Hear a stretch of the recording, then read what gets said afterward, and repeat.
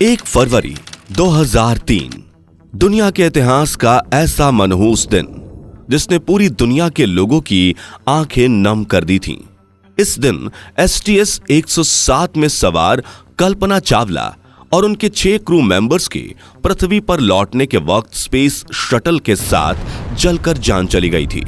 लेकिन क्या आपको पता है कि इस स्पेस शटल के लॉन्च के अगले ही दिन इसे अंतरिक्ष में भेजने वाली अमेरिकन स्पेस एजेंसी नासा को इस बात का अंदाजा लग चुका था कि आगे क्या होने वाला है, लेकिन फिर भी उन्होंने अपने एस्ट्रोनॉट्स को इस बारे में जानकारी क्यों नहीं दी। और लॉन्च से पहले कई बार इस कोलंबिया स्पेस शटल में टेक्निकल प्रॉब्लम आई थी, तो इसे आखिर लॉन्च किया ही क्यों गया और क्या कल्पना चावला को बचाया जा सकता था? अगर आपके जहन में भी इस स्पेस मिशन को लेकर ये सवाल आते हैं तो पूरा वीडियो जरूर देखिएगा। सबसे पहले बात करते हैं कि 17 मार्च 1962 के दिन हरियाणा के छोटे से जिले करनाल में जन्मी कल्पना ने अपने जीवन में अमेरिकन एस्ट्रोनॉट बनने का सफर तय कैसे किया था। 4 भाई बहनों में सबसे छोटी कल्पना बचपन से ही स्पेस में जाना चाहती थी।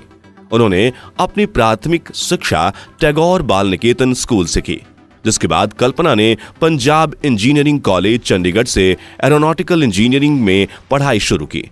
साल 1976 में एरोनॉटिकल इंजीनियरिंग में बैचलर की डिग्री हासिल करके कल्पना देश की पहली एरोनॉटिकल इंजीनियर बनी। साल 1984 में कल्पना ने अमेरिका की यूनिवर्सिटी ऑफ टेक्सास से एरोस्पेस इंजीनियरिंग में मास्टर्स की डिग्री की। इस दौरान उन्हें जिन पियरे हैरिसन से प्यार हुआ और 1983 में दोनों ने शादी कर ली। फिर 1988 में कल्पना ने यूनिवर्सिटी ऑफ कोलोराडो में एरोस्पेस इंजीनियरिंग में PhD की पढ़ाई पूरी की। उसी साल उन्होंने नासा एम्स रिसर्च सेंटर में काम करना शुरू किया। 1991 में कल्पना को अमेरिका की सिटीजनशिप मिल गई और कल्पना की मेहनत और दृढ़ निश्चय देख नासा ने 1994 में उन्हें अंतरिक्ष यात्रियों के 15वें समूह में शामिल किया।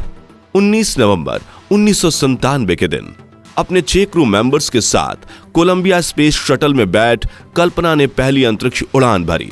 STS 87 नासा से जाने वाले इस मिशन के दौरान कल्पना ने स्पेस में 15 दिन और 16 घंटे बिताए और 5 दिसंबर 1997 के दिन इस स्पेस शटल ने धरती पर सक्सेसफुल लैंडिंग की। इस मिशन को पूरा करने के साथ ही कल्पना चावला अंतरिक्ष में जाने वाली पहली भारतीय महिला बन चुकी थी। कल्पना के इस मिशन की सफलता देखते हुए 2001 में नासा ने कल्पना को एक और स्पेस मिशन के लिए चुना, जिसे STS 107 नाम दिया गया। लेकिन इस मिशन के दौरान यूज किए जाने वाले कोलंबिया स्पेस शटल में बार बार आ रही तकनीकी खराबियों की वजह से इसके लॉन्च को पूरे 18 बार पोस्टपोन किया गया था। 2 साल तक नासा ने इस शटल में आ रही अलग अलग खराबियों को ठीक किया, लेकिन नासा ये मानने को तैयार नहीं थी कि ये शटल स्पेस मिशन के लिए फिट नहीं है। बस वो उसे बनाए जा रहे थे और फाइनली नासा को लगा कि ये स्पेस शटल अब मिशन के लिए पूरी तरह से तैयार है और 16 जनवरी 2003 के दिन इसे लॉन्च करने का निर्णय लिया गया। इस लॉन्च के दौरान क्रू मेंबर्स काफी खुश दिखाई दे रहे थे, क्योंकि उनमें से कुछ क्रू मेंबर्स जिंदगी में पहली बार स्पेस में जा रहे थे, लेकिन उन्हें यह पता नहीं था कि ये उड़ान उनके जीवन की पहली और आखिरी उड़ान होगी। खैर 16 जनवरी की दोपहर को कोलंबिया स्पेस शटल ने अपने रॉकेट के साथ फ्लोरिडा के कैनेडी स्पेस सेंटर से अपनी 28वीं उड़ान भरी और कल्पना का क्रू सही सलामत स्पेस में पहुंच गया, जहां उन्होंने 15 दिन 22 घंटे और 20 मिनट तक स्पेस में रहकर अपने मिशन को पूरा किया।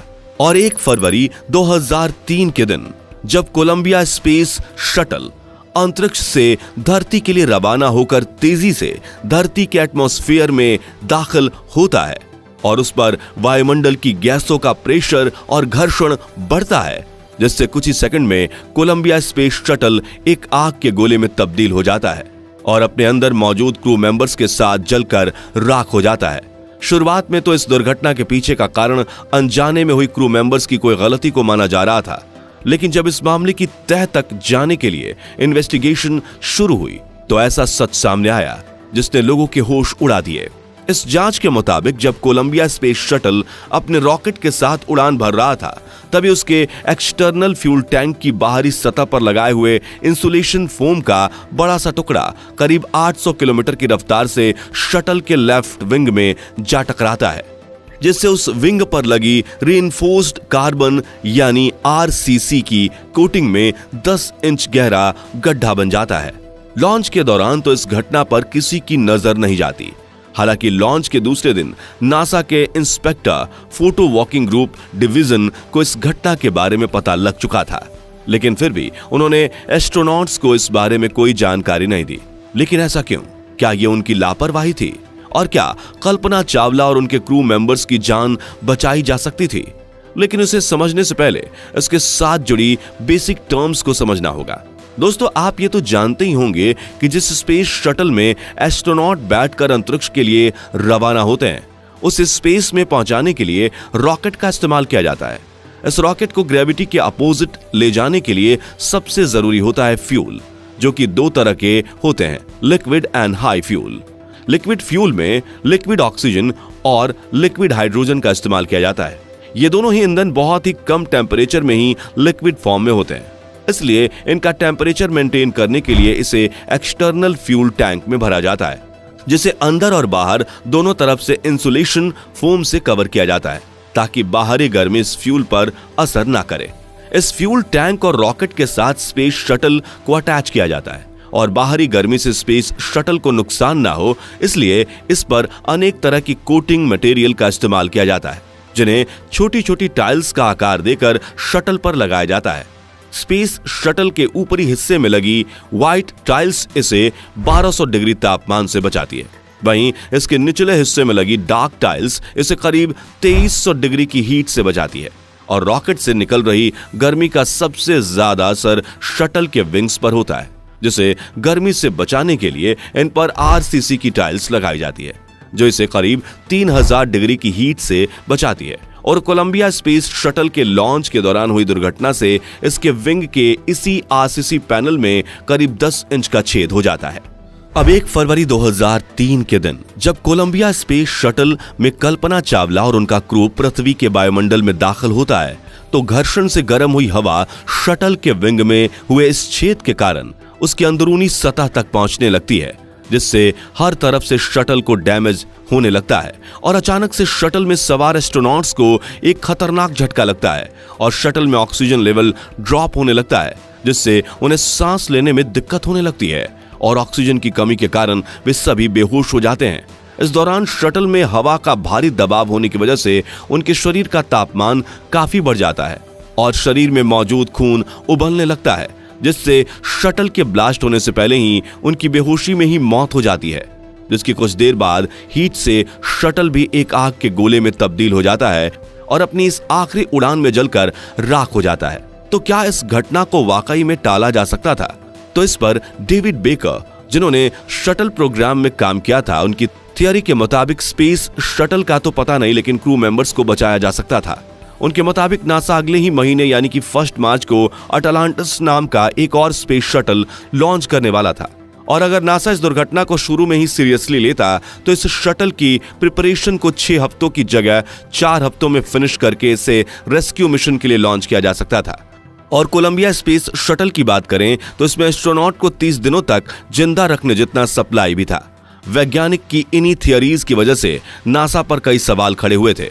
आखिर उन्होंने इस घटना को सीरियसली क्यों नहीं लिया? तो इसी घटना पर लिखी विलियम हारवुड और माइकल केबीज की बुक कॉम चेक के मुताबिक नासा के इंस्पेक्टर फोटो वॉकिंग ग्रुप और डेब्रिस असेसमेंट टीम ने लॉन्च के 3 दिन के अंदर नासा के स्पेस शटल प्रोग्राम ऑफिस की मैनेजर लिंडा हैम से यह गुजारिश की थी कि वो डिपार्टमेंट ऑफ डिफेंस को कांटेक्ट करके उन्हें इंसुलेशन फोम के टकराने वाली दुर्घटना की हाई रेजोल्यूशन इमेज मंगवाए। लेकिन लिंडा हैम ने दोनों ही ग्रुप्स की गुजारिश को यह कहकर टाल दिया था कि यह इतना सीरियस इशू नहीं है।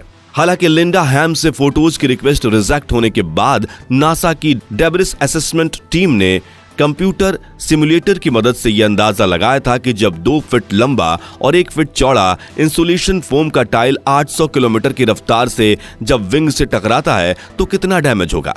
जिससे वो ये बता पाए थे कि धरती पर वापस आते वक्त शटल को हीट डैमेज का सामना करना पड़ सकता है। लेकिन असली और नकली में तो फर्क होता ही है, इसलिए वो इस बात का अंदाजा नहीं लगा पाए कि आखिर कितना हीट डैमेज हो सकता है। 1 फरवरी 2003 के दिन उन्हें इसका सटीक जवाब तब मिला जब शटल दुर्घटना हो गई थी। तो दोस्तों, हमें इस घटना से ये सीख मिलती है कि एक छोटी सी लापरवाही बड़ी दुर्घटना में तब्दील हो सकती है। इस वीडियो में हम किसी पर इस दुर्घटना का इल्जाम नहीं लगा रहे, बस यहाँ हमने इंटरनेट पर मौजूद जानकारियों को इकट्ठा करके प्रस्तुत किया है। तो अगर आपको ये वीडियो पसंद आया हो तो जल्दी से इसे लाइक और शेयर करने के साथ जानकारी से भरपूर ऐसी ही वीडियोस देखते रहने के लिए चैनल को सब्सक्राइब और बेल बटन को जरूर प्रेस कर दीजिए। धन्यवाद।